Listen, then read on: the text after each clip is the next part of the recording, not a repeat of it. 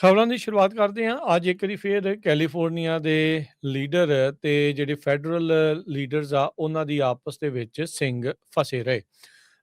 ਅੱਜ ਆਈਸ ਦੇ ਦੁਆਰਾ DHS the department of homeland security ਤੇ ਸਟੀਵਨ ਮਿਲਰ ਉਹਨਾਂ ਨੇ ਇਹ ਗੱਲ ਆਖੀ ਵੀ ਕੈਲੀਫੋਰਨੀਆ ਵਾਲੇ 33,000 ਜਿਹੜੇ ਕ੍ਰਿਮੀਨਲ ਆ, ਇਲੀਗਲ ਏਲੀਅਨਸ ਆ, ਉਹਨਾਂ ਨੂੰ ਛੱਡਣ ਦੀ ਤਿਆਰੀ ਕਰੀ ਬੈਠਾ ਹੈਗਾ ਆ। ਜੀ, ਇਸੇ ਜਵਾਬ ਦੇ ਵਿੱਚ ਕੈਲੀਫੋਰਨੀਆ ਦੇ ਜਿਹੜਾ ਗਵਰਨਰ ਆ ਗੈਵਿਨ ਨਿਊਸਮ, ਉਹਨਾਂ ਨੇ ਕਿਹਾ ਵੀ ਇਹ ਟੋਟਲੀ ਇਹਨਾਂ ਦੀ ਝੂਠ ਇਸ ਦੇ ਵਿੱਚ ਗੱਲ ਆ। ਉਹਨਾਂ ਨੇ ਜਿਹੜਾ ਉਹ ਕਿਹਾ ਵੀ ਜਿਹੜੇ ਕ੍ਰਿਮੀਨਲ ਇਲੀਗਲ ਜਿਹੜੇ ਏਲੀਅਨਸ ਨੇ ਉਹਨਾਂ ਦੇ ਵਿੱਚੋਂ ਬਹੁਤ ਘੱਟ ਆંકੜਾ ਆ।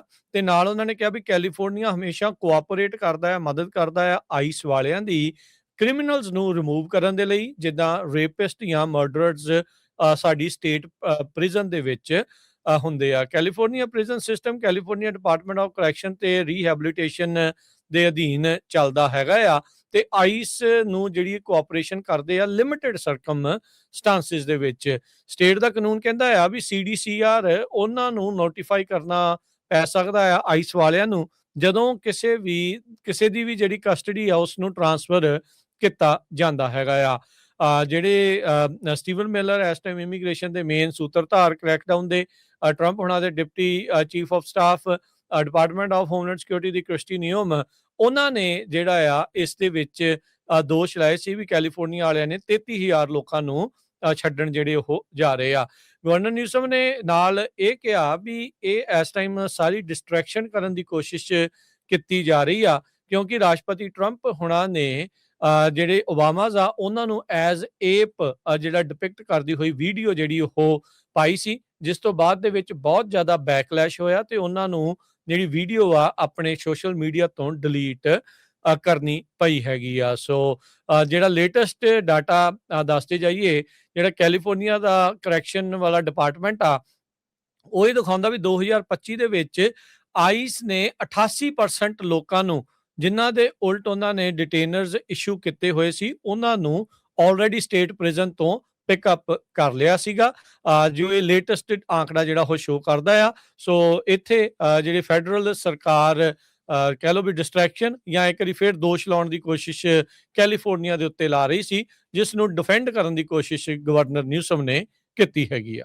ਜੀ, ਖਬਰਾਂ ਦੀ ਸ਼ੁਰੂਆਤ ਕਰਦੇ ਹਾਂ। ਅੱਜ ਇੱਕ ਵਾਰੀ ਫੇਰ ਕੈਲੀਫੋਰਨੀਆ ਦੇ ਲੀਡਰ ਤੇ ਜਿਹੜੇ ਫੈਡਰਲ ਲੀਡਰਸ ਆ ਉਹਨਾਂ ਦੀ ਆਪਸ ਦੇ ਵਿੱਚ ਸਿੰਗ ਫਸੇ ਰਹੇ। ਅੱਜ ਆਈਸ ਦੇ ਦੁਆਰਾ DHS the department of homeland security ਤੇ ਸਟੀਵਨ ਮਿਲਰ ਉਹਨਾਂ ਨੇ ਇਹ ਗੱਲ ਆਖੀ ਵੀ ਕੈਲੀਫੋਰਨੀਆ ਵਾਲੇ 33,000 ਜਿਹੜੇ ਕ੍ਰਿਮੀਨਲ ਆ, ਇਲੀਗਲ ਏਲੀਅਨਸ ਆ, ਉਹਨਾਂ ਨੂੰ ਛੱਡਣ ਦੀ ਤਿਆਰੀ ਕਰੀ ਬੈਠਾ ਹੈਗਾ ਆ। ਜੀ, ਇਸੇ ਜਵਾਬ ਦੇ ਵਿੱਚ ਕੈਲੀਫੋਰਨੀਆ ਦੇ ਜਿਹੜਾ ਗਵਰਨਰ ਆ ਗੈਵਿਨ ਨਿਊਸਮ, ਉਹਨਾਂ ਨੇ ਕਿਹਾ ਵੀ ਇਹ ਟੋਟਲੀ ਇਹਨਾਂ ਦੀ ਝੂਠ ਇਸ ਦੇ ਵਿੱਚ ਗੱਲ ਆ। ਉਹਨਾਂ ਨੇ ਜਿਹੜਾ ਉਹ ਕਿਹਾ ਵੀ ਜਿਹੜੇ ਕ੍ਰਿਮੀਨਲ ਇਲੀਗਲ ਜਿਹੜੇ ਏਲੀਅਨਸ ਨੇ ਉਹਨਾਂ ਦੇ ਵਿੱਚੋਂ ਬਹੁਤ ਘੱਟ ਆંકੜਾ ਆ। ਤੇ ਨਾਲ ਉਹਨਾਂ ਨੇ ਕਿਹਾ ਵੀ ਕੈਲੀਫੋਰਨੀਆ ਹਮੇਸ਼ਾ ਕੋਆਪਰੇਟ ਕਰਦਾ ਆ, ਮਦਦ ਕਰਦਾ ਆ ਆਈਸ ਵਾਲਿਆਂ ਦੀ ਕ੍ਰਿਮੀਨਲਸ ਨੂੰ ਰਿਮੂਵ ਕਰਨ ਦੇ ਲਈ, ਜਿੱਦਾਂ ਰੇਪਿਸਟ ਜਾਂ ਮਰਡਰਰਸ ਸਾਡੀ ਸਟੇਟ ਪ੍ਰਿਜ਼ਨ ਦੇ ਵਿੱਚ ਹੁੰਦੇ ਆ। California prison system California department of correction ਤੇ ਰੀਹੈਬਿਲਿਟੇਸ਼ਨ ਦੇ ਅਧੀਨ ਚੱਲਦਾ ਹੈਗਾ ਆ। ਤੇ ਆਈਸ ਨੂੰ ਜਿਹੜੀ ਕੋਆਪਰੇਸ਼ਨ ਕਰਦੇ ਆ ਲਿਮਿਟਿਡ ਸਰਕਮਸਟੈਂਸਿਸ ਦੇ ਵਿੱਚ। ਸਟੇਟ ਦਾ ਕਾਨੂੰਨ ਕਹਿੰਦਾ ਆ ਵੀ ਸੀਡੀਸੀਆਰ ਉਹਨਾਂ ਨੂੰ ਨੋਟੀਫਾਈ ਕਰਨਾ ਪੈ ਸਕਦਾ ਆ ਆਈਸ ਵਾਲਿਆਂ ਨੂੰ ਜਦੋਂ ਕਿਸੇ ਦੀ ਵੀ ਜਿਹੜੀ ਕਸਟਡੀ ਆ ਉਸ ਨੂੰ ਟਰਾਂਸਫਰ ਕੀਤਾ ਜਾਂਦਾ ਹੈਗਾ ਆ। ਜਿਹੜੇ ਸਟੀਵਨ ਮਿਲਰ ਇਸ ਟਾਈਮ ਇਮੀਗ੍ਰੇਸ਼ਨ ਦੇ ਮੇਨ ਸੂਤਰਧਾਰ ਕ੍ਰੈਕਡਾਊਨ ਦੇ, ਟਰੰਪ ਹੁਣਾਂ ਦੇ deputy chief of staff department of homeland security the Christie ਨਿਯੋਮ, ਉਹਨਾਂ ਨੇ ਜਿਹੜਾ ਆ ਇਸ ਦੇ ਵਿੱਚ ਦੋਸ਼ ਲਾਏ ਸੀ ਵੀ ਕੈਲੀਫੋਰਨੀਆ ਵਾਲਿਆਂ ਨੇ 33,000 ਲੋਕਾਂ ਨੂੰ ਛੱਡਣ ਜਿਹੜੇ ਉਹ ਜਾ ਰਹੇ ਆ। ਗਵਰਨਰ ਨਿਊਸਮ ਨੇ ਨਾਲ ਇਹ ਕਿਹਾ ਵੀ ਇਹ ਇਸ ਟਾਈਮ ਸਾਰੀ ਡਿਸਟਰੈਕਸ਼ਨ ਕਰਨ ਦੀ ਕੋਸ਼ਿਸ਼ ਕੀਤੀ ਜਾ ਰਹੀ ਆ, ਕਿਉਂਕਿ ਰਾਸ਼ਟਰਪਤੀ ਟਰੰਪ ਹੁਣਾਂ ਨੇ ਜਿਹੜੇ ਓਬਾਮਾਜ਼ ਆ ਉਹਨਾਂ ਨੂੰ ਐਜ਼ ਏਪ ਜਿਹੜਾ ਡਿਪਿਕਟ ਕਰਦੀ ਹੋਈ ਵੀਡੀਓ ਜਿਹੜੀ ਉਹ ਪਾਈ ਸੀ, ਜਿਸ ਤੋਂ ਬਾਅਦ ਦੇ ਵਿੱਚ ਬਹੁਤ ਜ਼ਿਆਦਾ ਬੈਕਲੈਸ਼ ਹੋਇਆ ਤੇ ਉਹਨਾਂ ਨੂੰ ਜਿਹੜੀ ਵੀਡੀਓ ਆ ਆਪਣੇ ਸੋਸ਼ਲ ਮੀਡੀਆ ਤੋਂ ਡਿਲੀਟ ਕਰਨੀ ਪਈ ਹੈਗੀ ਆ। ਸੋ ਜਿਹੜਾ ਲੇਟੈਸਟ ਡਾਟਾ ਦੱਸਦੇ ਜਾਈਏ, ਜਿਹੜਾ ਕੈਲੀਫੋਰਨੀਆ ਦਾ ਕਰੈਕਸ਼ਨ ਵਾਲਾ ਡਿਪਾਰਟਮੈਂਟ ਆ ਉਹ ਇਹ ਦਿਖਾਉਂਦਾ ਵੀ 2025 ਦੇ ਵਿੱਚ ਆਈਸ ਨੇ 88% ਲੋਕਾਂ ਨੂੰ, ਜਿਨ੍ਹਾਂ ਦੇ ਉਲਟ ਉਹਨਾਂ ਨੇ ਡਿਟੇਨਰਸ ਇਸ਼ੂ ਕੀਤੇ ਹੋਏ ਸੀ, ਉਹਨਾਂ ਨੂੰ ਆਲਰੇਡੀ ਸਟੇਟ ਪ੍ਰਿਜ਼ਨ ਤੋਂ ਪਿਕਅਪ ਕਰ ਲਿਆ ਸੀਗਾ।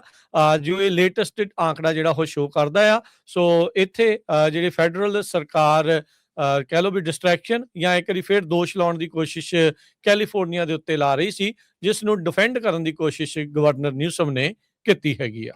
ਜੀ।